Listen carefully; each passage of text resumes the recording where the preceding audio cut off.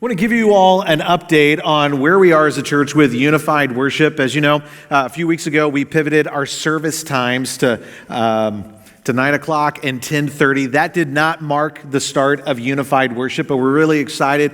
Our attendance patterns are evening out among those two services, and that's really making it easier for more people to find seats, and that's a great thing. We are continuing to experiment with unified worship once a month. But our 9 o'clock service leans more traditional. This service leans more modern, and it's our intent to continue to do that for as long as we can. When we started out, we knew that we were picking a direction that one day our church will eventually be unified in worship, but we didn't pick a date. But as long as we're able to do both, we're going to do both. We're able to do both now. We're always evaluating that, and should that change, I will let you know, but I just want to keep everybody up to speed on that.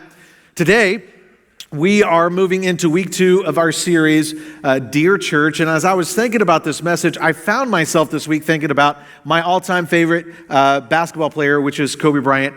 And for any serious basketball fan out there, and you guys get riled up, I didn't say the greatest player of all time. Everybody knows that's Michael Jordan, not LeBron. He's great too. But my favorite all-time player is Kobe Bryant. And everybody who knows basketball knows Kobe is a great player, but that didn't mean everybody respected him. But he got a new level of respect one night in a game. It really only took about 2 seconds, and it wasn't even a basketball play. Can I show you what I'm talking about? Is this right here? See if you can see it. Did you see it? We'll slow it down a little bit. He didn't even flinch. Now, Kobe was seen with a new level of respect by a lot of people, all because he didn't flinch. And because I'm a Kobe fan, I love that moment. And maybe you can't really resonate with that because sports aren't your thing. Maybe you're more into history. And maybe you're really drawn to people who really stood resolved in a pivotal moment. A guy like maybe Patrick Henry who said, "Give me liberty or give me." Yeah, that guy didn't flinch at all, did he? Or maybe you're into fiction and you're drawn to characters like Samwise Gamgee, who could not be intimidated into backing off of his devotion to his dear friend Frodo. Now, whoever it is for you, whatever it is for you, I bet something that we all share in common is we are drawn to courage. We love it. And when there's someone who is facing certain hardship and pain and difficulty and they don't flinch, we love that. But here's the catch. Just because we love that in other people doesn't mean that we necessarily want to have to do that ourselves.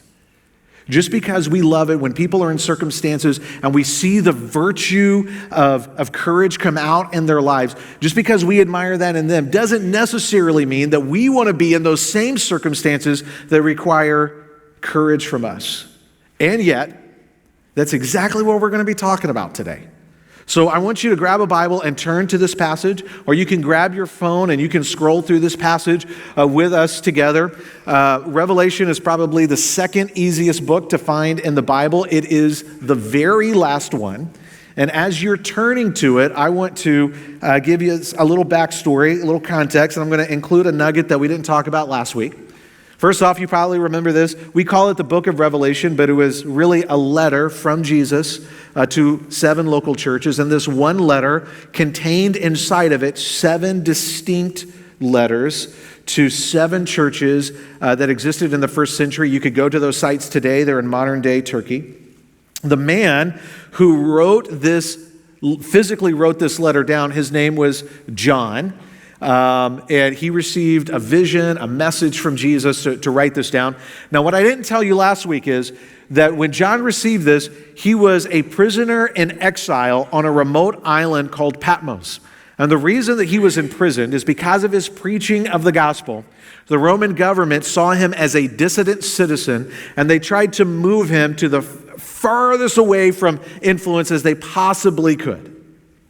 And that was probably the lowest point of his life, the lowest moment of his life.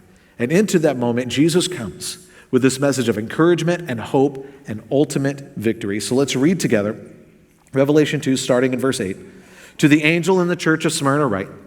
And if you were here last week, you remember, we don't know if that means like a heavenly being angel, or is that a symbolic way to talk about maybe a leader or a lead pastor in that church. But to that church write this: These are the words of him who is the first and the last, who died and came to life again. What is that talking about? What is that a reference to?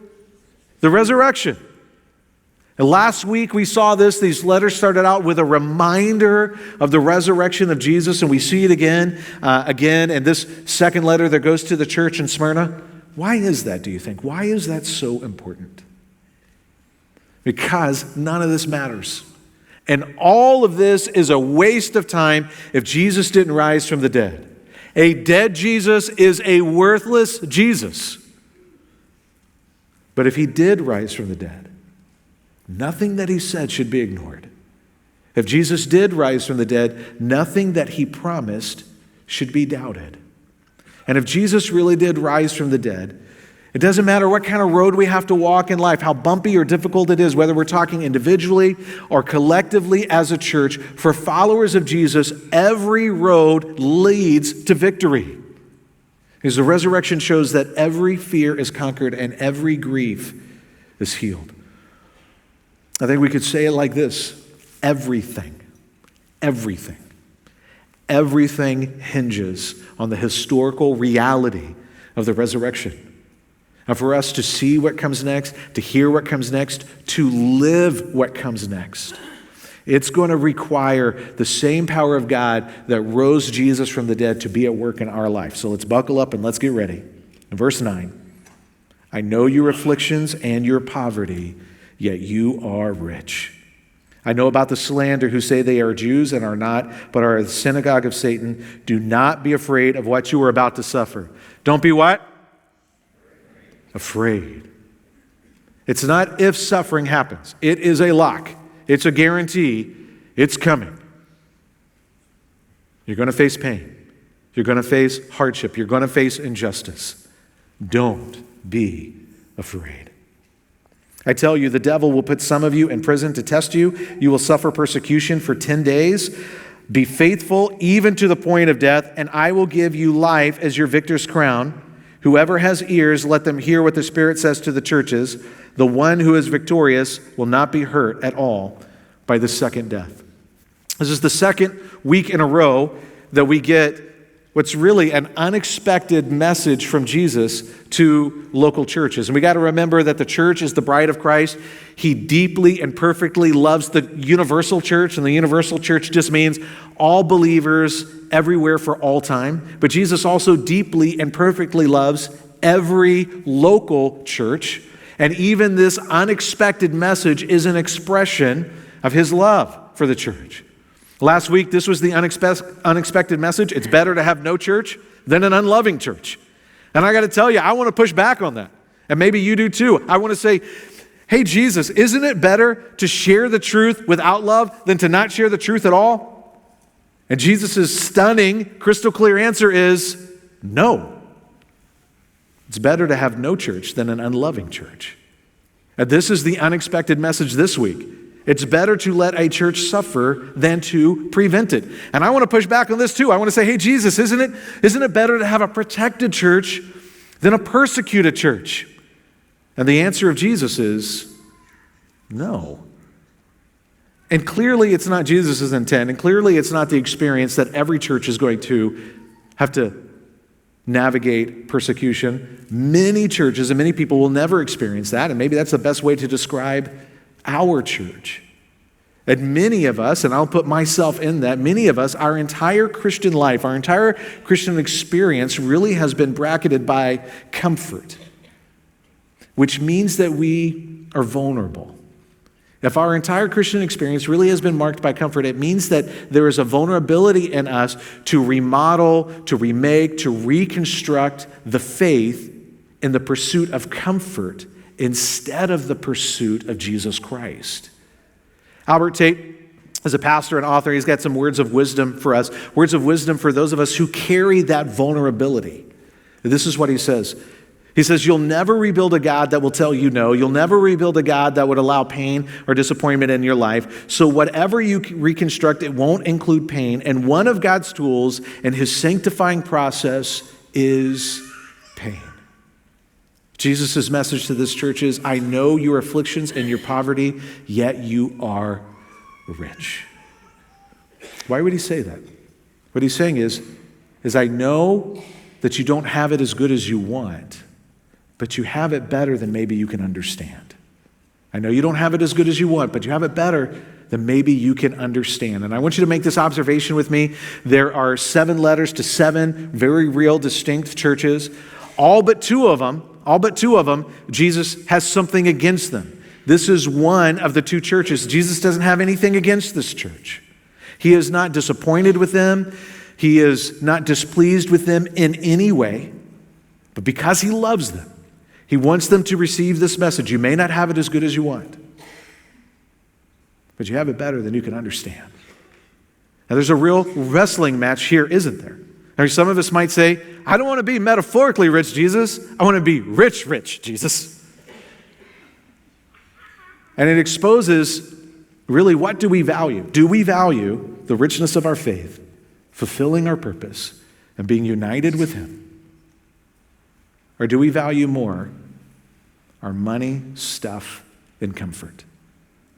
If you're a note taker, I want to invite you to write this down. What you value determines how you evaluate, or what we value determines how we evaluate.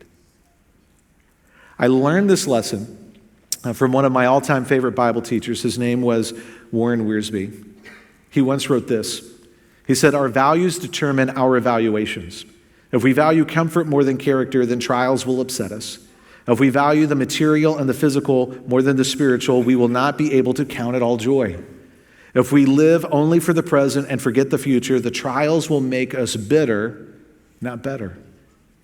There is an approach to life, an approach to Jesus. We'll just call it a religious approach. And it's if I perform religiously, if I do the right things, if I keep myself busy with all the right stuff, Jesus is going to put a buffer around me, and my life's not going to be perfect. There'll be discomfort. But he's not going to allow me to have like deep, tragic hurt, right? That's an approach. Small problem. It's not true.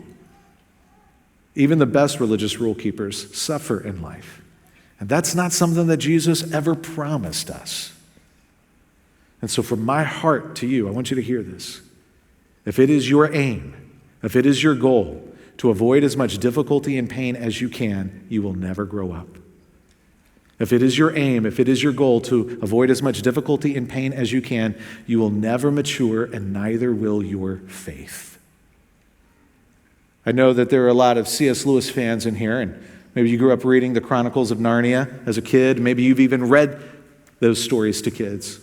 In the Chronicles of Narnia, when the children began to learn who Aslan was, Lucy asked the question, is he safe? And what was the answer? Of course he isn't safe, but he's good. God is good, but he uses unsafe things. He uses hurt and difficulty in our lives to advance the purposes of his glory, to serve our good, and to serve the good of others. So let me give you probably would be a much too quick overview of how God uses suffering for our good. God uses suffering to show us the strength of the object of our faith. Faith is not powerful, but who we trust in, who we give our allegiance to, who we give our faith to, that person is or is not powerful. And many of the Jesus followers in these house churches in Smyrna, they were poor. We aren't. And what I'm going to say next may not be true of all of us, but it's certainly true of the vast majority of us. From a global perspective, we are rich. And that doesn't mean that we're wrong. It doesn't mean that we're bad, but it does mean this: we're vulnerable. We're vulnerable to trusting our stuff more than trusting our Savior. He says, I know your afflictions and your poverty, yet you are rich. Poverty is not good, but if there is a gift of poverty, is that it can put you in a position where you have nothing left to trust but Jesus, and in those circumstances you see just how good and reliable he is. Poverty is not good, but if there's a gift of poverty, it can be the perspective of being able to see just how deceptive wealth and riches are in a way that wealthy people can't see and are blind to. And there is a burden to wealth and riches. And that's as we can be distracted by our stuff and instead have a diminished view of Jesus. God uses suffering to develop humility and deepen our trust. God uses suffering to loosen our dependence on lesser things. Our problem really isn't that we trust in bad things, it's that we put too much trust in good things that are too small. God uses suffering to reveal our deepest love. He uses suffering to cultivate gratitude. Did you know that surveys show that the one common factor, the one common denominator that unites resilient people is the presence of gratitude in their life? God uses suffering to develop resilience. God uses suffering to help us comfort others. God uses suffering to draw us to himself. And here's one. God uses suffering, our suffering, to overcome opposition. And this is a message that we need, and this is a message that's too easy for us to forget. The gospel did not advance throughout history because Christians got power. The gospel advanced throughout history because of faithful followers of Jesus who suffered well. And the unexpected, upside-down message from Jesus and reality of his kingdom is that there's power in suffering well. Scott McKnight is a theologian and an author, and I think he just does a brilliant job of kind of helping us see in an easy way the clear message of Revelation. It's important to remember that the man who physically wrote this down, John, he was a prisoner in exile on a remote island. Scott McKnight wrote this. He says, it was a stretch for a first century imprisoned dissident tucked away on a remote island to imagine the mighty empire of Rome losing out to a presently captive Jerusalem. But that is the message of Revelation then with implications for us now. The circumstances that John was in, the circumstances that those Christians were in the house churches in Smyrna, it left no doubt Rome is going to stomp us into the dust.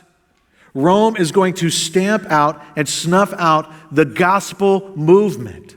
And yet the continual message from Jesus throughout the book of Revelation is, I will overcome. Rome is going to fall. Nothing can stand against it. The gospel will overcome. But who could have believed that?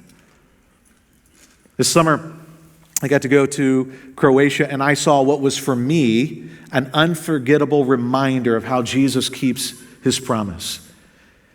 In 313, Constantine was the emperor of the Roman Empire, and he made it safe and legal to be a Christian. First time ever that it was safe and legal to be a Christian. They had protected status.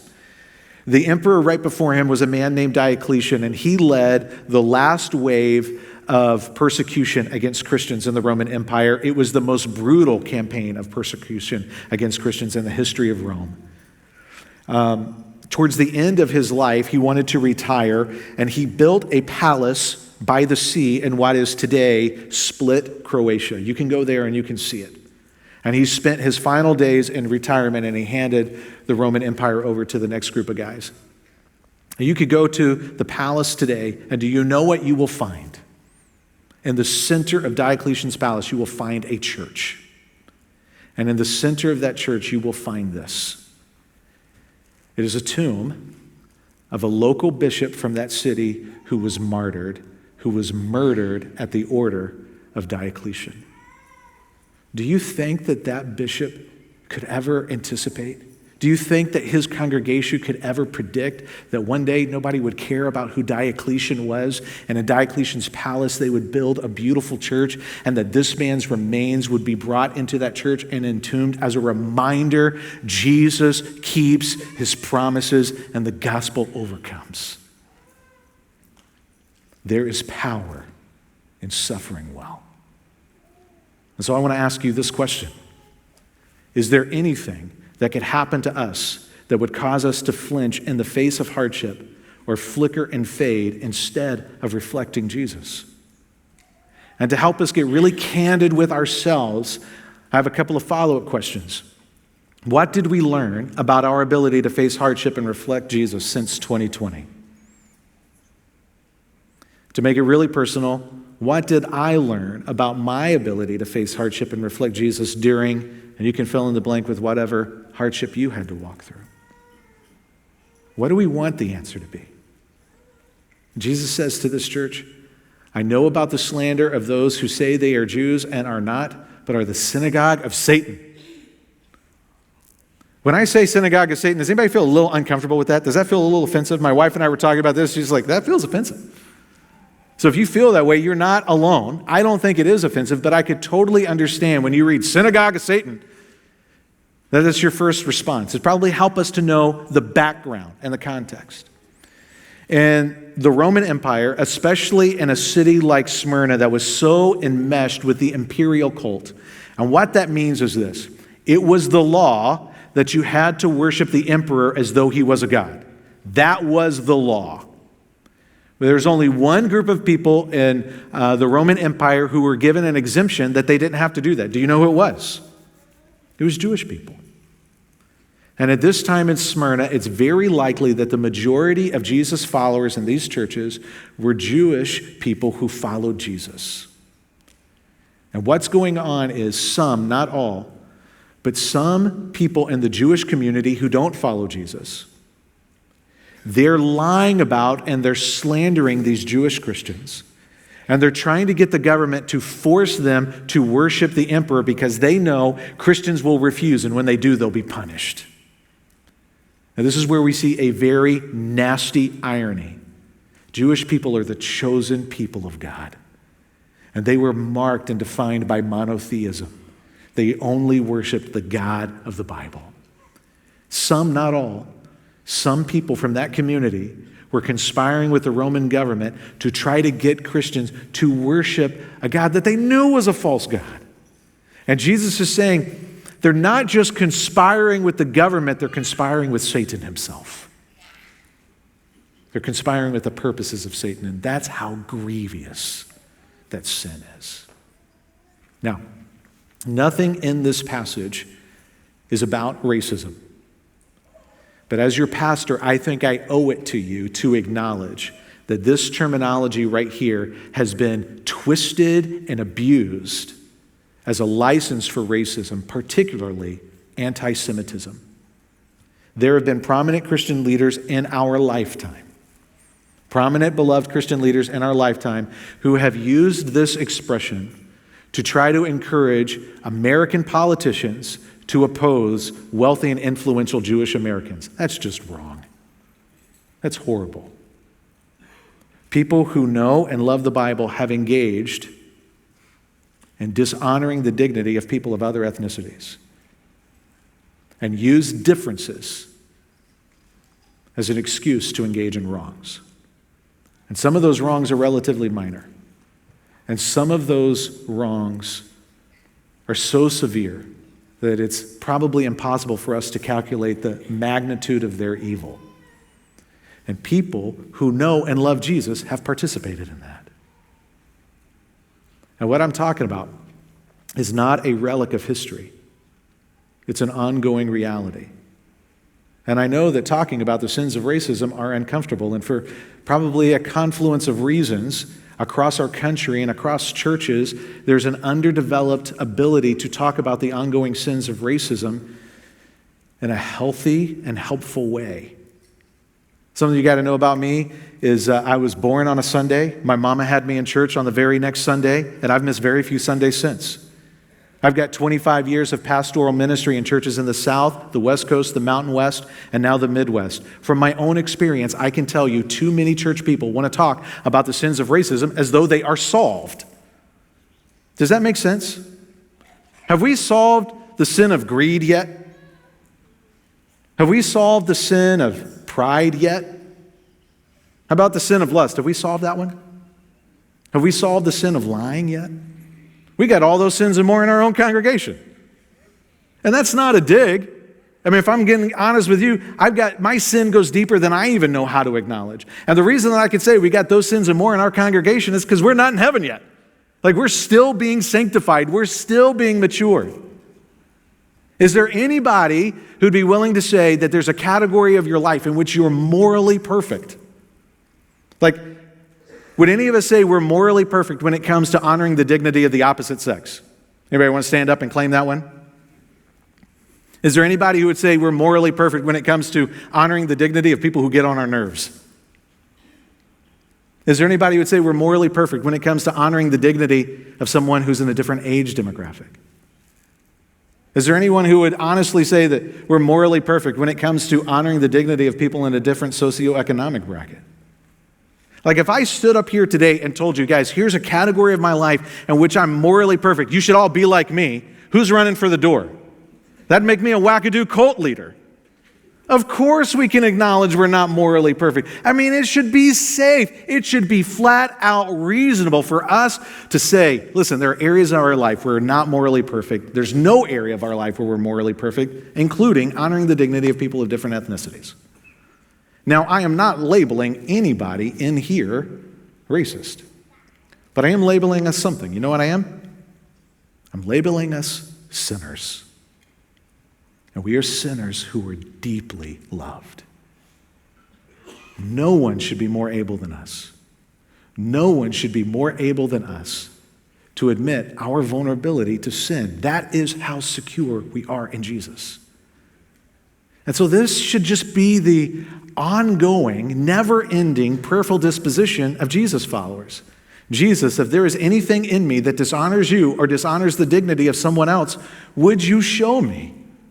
No matter how big or small it is, I'm open to you showing it to me.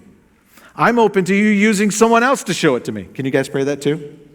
Like, I want to be able to pray that. Jesus, I'm open to you using someone else to show it to me. I want to love you and to love others the way you so generously love me. We need good news. And there is good news. That Jesus perfectly kept the law for us. That on the cross, Jesus shed all of his blood to cover all of our sin. And when he rose from the dead, he proved that he has the power to give new life and to make us brand new. And the way that we receive that is by repenting. We return from our way and we turn to him and we trust him in faith. And for those of us who do that, we get to walk together.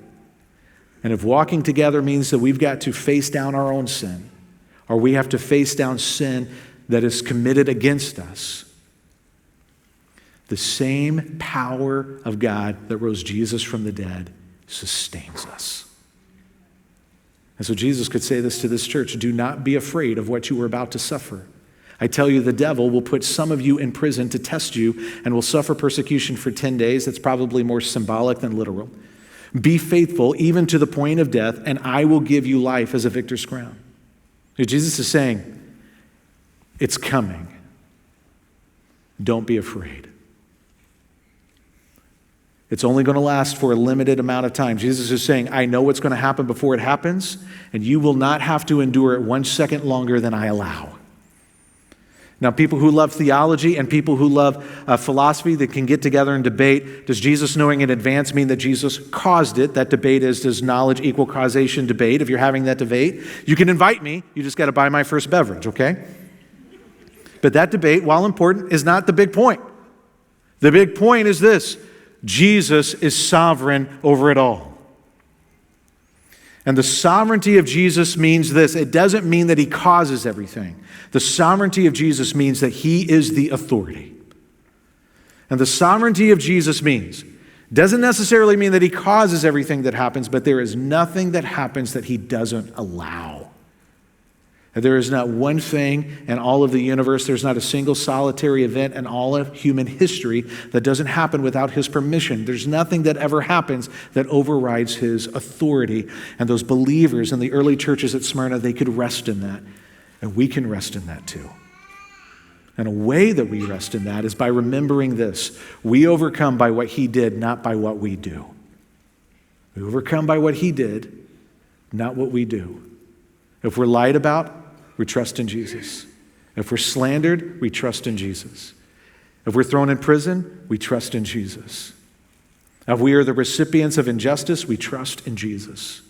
If we lose our freedoms or we lose some of our rights, we trust in Jesus. The way forward is to not get back at people. The way forward is not to stick it to people. The way forward is not to get as much power as we can so we can leverage it over people. The way forward is to trust Jesus. And this is your lean-in moment. This is what that means to trust Jesus in every situation. Trusting Jesus means follow his commands and follow his example. Follow his commands and follow his example. And when we face certain hardship and pain, when people do us wrong in a way that we don't deserve, when injustice comes our way, especially when it's because of our allegiance to him, we follow his commands and we follow his example. And what that means is we choose to suffer well. And we see this in Jesus. We see this on the cross. He overcame by suffering well. And the resurrection gives us every confidence that his way is better than our way. The resurrection gives us every confidence that his way is best. Whoever has ears, let them hear what the Spirit says to the churches. Do you remember our series thesis? It's based on this line. Knowing the truth, that doesn't change anything. Submitting to the truth changes everything. Or you could say, yeah, I know. Or we could say, yeah, this is the truth. And I happily place myself underneath it. I'm going to submit to it and I'm going to align with it. We get to decide how we respond. We get to decide if we're going to respond to this unexpected message from Jesus with humility, or are we going to respond with hubris and pride? The one who is victorious will not be hurt at all by the second death. We know that everybody dies. But what does the second death mean? It is a biblical way of describing what the afterlife is like for those who refuse to worship and trust in Jesus. And there's all kinds of imagery used to try to communicate that. You'll find some in the Old Testament. You'll find a lot in the New Testament. And the whole point of the imagery is this, is to communicate the deep tragedy. The deep tragedy of what it means to be made in the image of God and to be loved by God, but to be separated from him for all eternity. And I would not be a loving pastor and I wouldn't be a faithful pastor if I did not remind us of this. Everyone spends forever somewhere. Everyone spends forever somewhere. And if you are a follower of Jesus, this should inspire us. This should inspire us to face well whatever is in front of us. It should inspire us as we remember that sometimes the gospel plays out on the stage of our weaknesses and our suffering. And there are times that the truth, goodness, and beauty of Jesus, there are times that the truth, goodness, and beauty of Jesus is more easily seen in our suffering than in our successes. And if that is the case, may we say by his power, Jesus, no matter what comes, I am with you. Jesus, no matter what comes, by your power, help me not to flinch. And if you're not a follower of Jesus, if you have questions, if you don't know where you stand and you're trying to figure this out, I recognize that maybe this message sounds like I'm talking you out of following Jesus. But if he did rise from the dead, what could keep you from taking him seriously? If Jesus truly did rise from the dead, what could keep you from surrendering and submitting your life to him and saying, Jesus, come what may, I am with you? Would you say, Jesus, I know that I'm a moral mess up. I know I'm a sinner. I believe you died on the cross and that you rose from the dead. I am with you. I trust in you. And if you were to say that to him in prayer, the Bible promises that the Spirit of God comes in you and Jesus holds you in his hand, and there is nothing that could ever separate you from his love or cause him to let you go. Would you trust in him? You pray with me.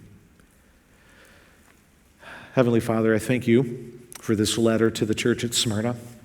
I thank you for making sure that it's read by every church and that our church gets to hear it. As I stand up in here and talk about this, God, I'm grateful for the privilege, but I recognize that I am just the worst example of this.